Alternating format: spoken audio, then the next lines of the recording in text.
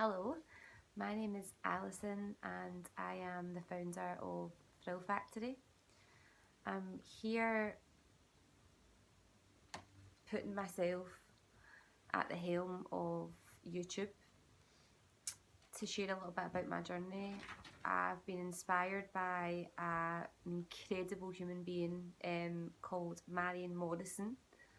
She is a wonderful, wonderful hearted woman who I've had the privilege of divulging my journey and my self to her, opened up to her, and she's given me some real inspirational ideas, one of which is to share my journey, a little bit about my journey for Frill Factory. When you go on my website, you see what products we sell, what products we have, what services we offer, but there's no real insight into the journey in which it's took for me to get here, the journey I'm currently on, the mental journey I'm currently on, and the story behind Frill Factory, because believe me, there is lots to tell.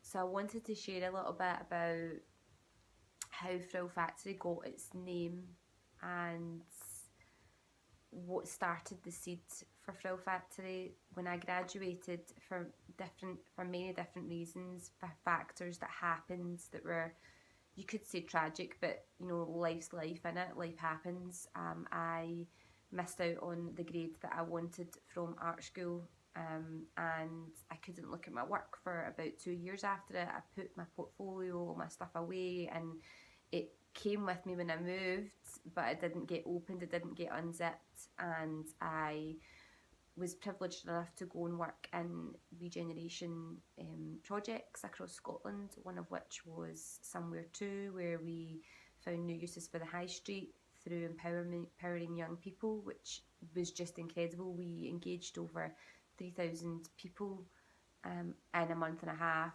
and they were empowered to do their own shiz in the space. We had parties, exhibitions. It was definitely one of the most incredible initiatives and things, projects that I was a part of, that I was running, and I'll never forget it. I still get emails from people telling me how much it changed their life because it helped them see what path, it helped them see what career they wanted, and that was really the point of it. Also to make use of space and show people that it didn't have to be used for retail, it could be used for a whole host of different things. So when that ended, I didn't really know what to do with myself. I was a little bit lost. My mental health kind of started suffering. Self-doubt comes in, all of these things. What road will I take? What path will I go down? So I always seem to find myself, when I'm in those situations, I connect a lot with my local area, Claybank, the shipping history. A lot of the men in my family are connected to the shipping industry, the Singer Sewing Factory. A lot of the women were connected to that, so the libraries had an archive for Singer, and I went down and spent a good bit of time filtering through a lot of stuff. Again, a lot of the connections that I made with family, close family, through photographs, through all of these things, was just unbelievable.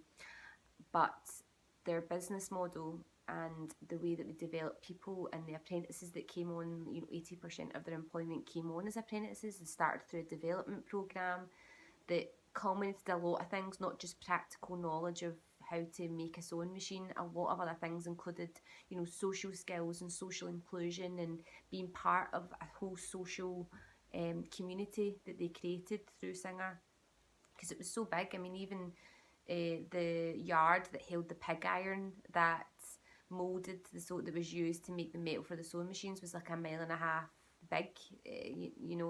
That just sums up just the amount of space and people and manpower that this took.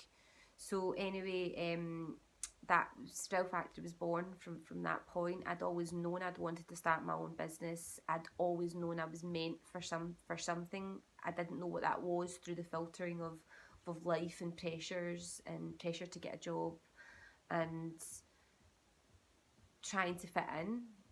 And from that moment, I realised that that was a seed for Frill Factory, Singer Factory, Frill Factory, you get it.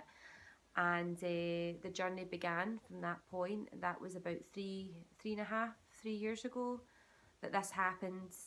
And from that moment, I knew things were changing. And once I had witnessed and physically and emotionally experienced these things, I couldn't turn back from that.